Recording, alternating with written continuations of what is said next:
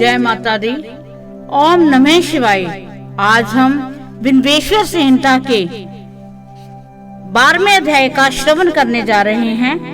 मोक्षदायक पुण्य क्षेत्रों का वर्णन, काल विशेष में विभिन्न नदियों के जल में स्नान के उत्तम फल का निर्देश तथा तीर्थों में पाप से बचे रहने की चेतावनी। सूत जी बोले कि विद्वान एवं बुद्धिमान महर्षियों मोक्षदायक शिव क्षेत्रों का वर्णन सुनो। तत्पश्चात मैं लोक रक्षा के लिए शिव संबंधी आगमों का वर्णन करूंगा। पर्वत, वन और कानों सहित इस पृथ्वी का विस्तार 50 करोड़ योजन है। भगवान शिव की आज्ञा से पृथ्वी संपूर्ण जगत को धारण करके स्थित है। भगवान शिव ने भूतल पर विभिन्न स्थानों में वहाँ के निवासियों को कृपा पूर्वक मोक्ष देने के लिए शिव क्षेत्र का निर्माण किया है। कुछ क्षेत्र ऐसे हैं जिन्हें देवताओं तथा ऋषियों ने अपना वास स्थान बनाकर अनुग्रहित किया है, इसलिए उनमें तीर्थ प्रकट हो गया है। तथा अन्य बहुत से तीर्थ क्षेत्र ऐसे हैं जो लोगों की रक्षा के लिए स्वयं प्रादुर्भूत हुए हैं।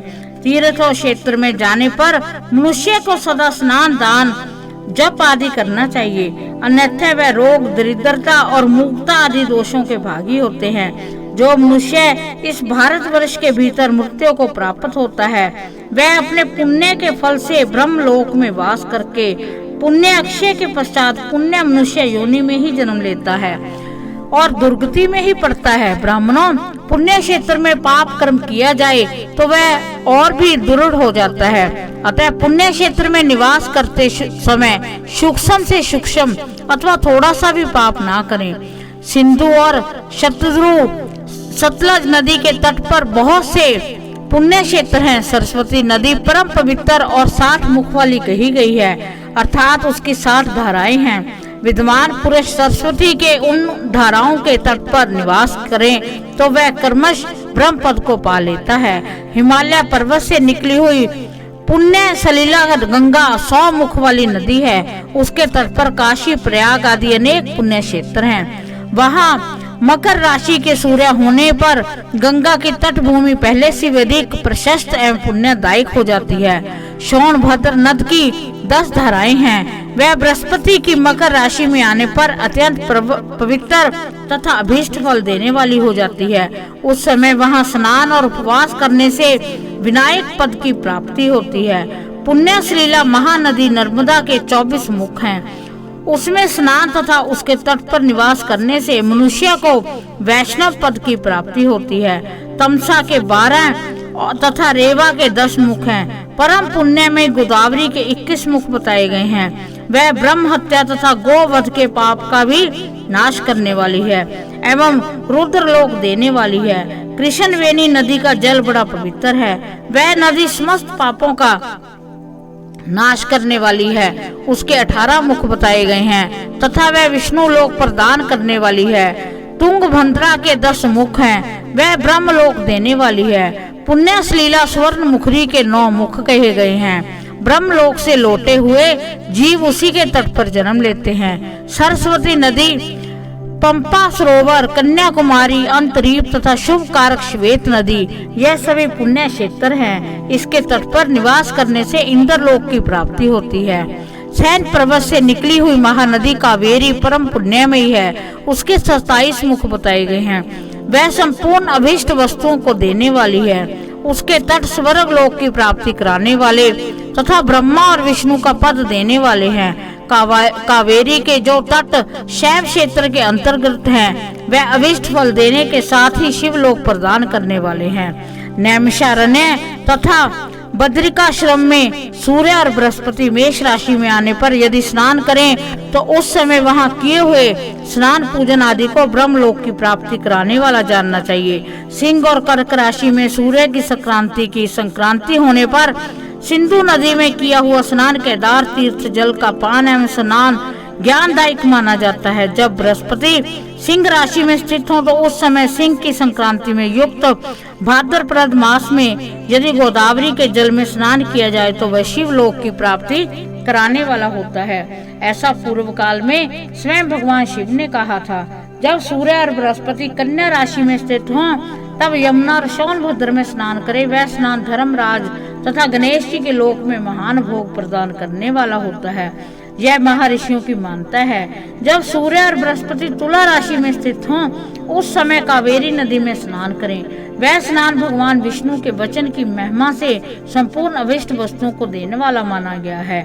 जब सूर्य और बृहस्पति वृश्चिक राशि पर आ जाएं, तब मार्गशीर्ष अगहन के महीने में नर्मदा में स्नान करने से श्री विष्णु लोक की प्राप्ति हो सकती है।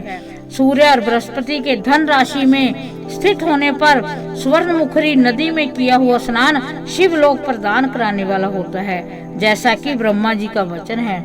जब सूर्य और बृहस्पति मकर राशि में स्थित हों, उस समय माघ मास में गंगा जी के जल में स्नान करना चाहिए। ब्रह्मा जी का कथन है कि वह स्नान शिवलोक की प्राप्ति कराने वाला होता है। शिवलोक के पश्चात ब्रह्मा और विष्णु के स्थानों में सुख भोगने पर अंत में मनुष्य को ज्ञान की प्राप्ति हो जाती है। माघ मास में तथा सूर्य की कुंभ राशि में स्थित होने पर फागुन मास में गंगा जी के तट पर किया हुआ श्राद्ध, पिंड दान अथवा तिलोदक दान पिता और नाना दोनों कुलों के पितरों की अनेक पीढ़ियों का उद्धार करने वाला माना गया है। सूर्य और बृहस्पति जब मीन राशि में स्थित हों, तब कृष्णवेणी नदी में किए गए स्नान की ऋषियों ने प्रशंसा की है। उन महीनों में प्रवोक्त तीर्थों में किया हुआ स्नान इंद्र पद की प्राप्ति कराने वाला होता है। विद्वान पुरुष गंगा अथवा कावेरी नदी का आश्रय लेकर तीर्थवास करें। ऐसा करने से तत्काल किए हुए पाप का निश्चय नाश हो जाता है। रुद्र लोक प्रदान करने वाले बहुत से क्षेत्र हैं, ताम्रपर्णी और वेगवती। यह दोनों नदियां ब्रह्मलोक की प्राप्ति रूप फल देने वाली हैं। इन दोनों के तट पर कितने ही स्वर्गदायी क्षेत्र हैं। इन दोनों के मध्य में बहुत से पुण्यप्रद क्षेत्र हैं। वहां निवास करने वाला विद्वान पुरुष वैसे फल का भागी होता है। सदाचार, उत्तम वृत्ति तथा सद्भावना के साथ मन में दया भाव रखते हुए विद्वान पुरुष की तीर्थ में निवास करना चाहिए, अन्यथा उसका फल नहीं मिलता। पुण्य क्षेत्र में किया हुआ थोड़ा सा पुण्य भी अनेक प्रकार के बुद्धि को प्राप्त होता है तथा वहाँ किया हुआ छोटा सा पाप भी महान हो जाता है।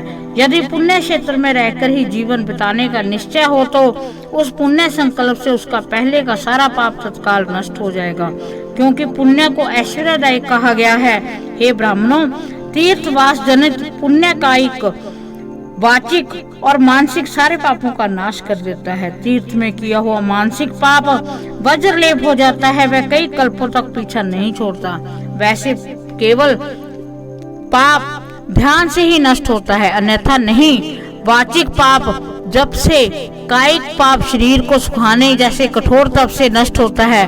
अतः सुख चाहने वाले पुरुष को देवताओं की पूजा करते और ब्राह्मणों को दान देते हुए पाप से बचकर ही तीर्थ में निवास करना चाहिए। इस प्रकार बिन्वेश्वर संहिता के शिव पुराण में 12वां अध्याय का समापन होता है। भगवान शिव सब पर अपनी असीम कृपा प्राप्त करें, सबको अपना आशीर्वाद दें। इसी के साथ ओम नमः शिवाय।